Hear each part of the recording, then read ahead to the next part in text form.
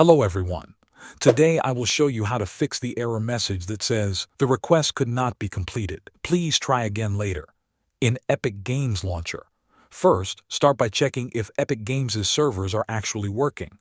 Sometimes this error is not your computer's fault but a service-wide outage. So open a web browser, search for Epic Games server status, and if the servers are down, you just wait until they fix it.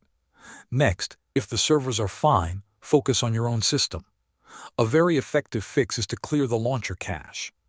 On Windows, type %local app data % into the address bar in File Explorer.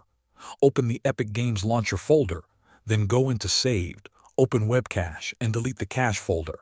After deleting the cache folder, restart your computer and open the launcher again.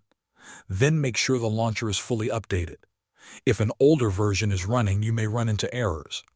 Also update your operating system and your network drivers to make sure everything is up to date and compatible. Sometimes this issue is related to your network connection itself. Try restarting your router or switching to a wired connection if possible. This can help the launcher connect properly to Epic servers. Thanks for watching.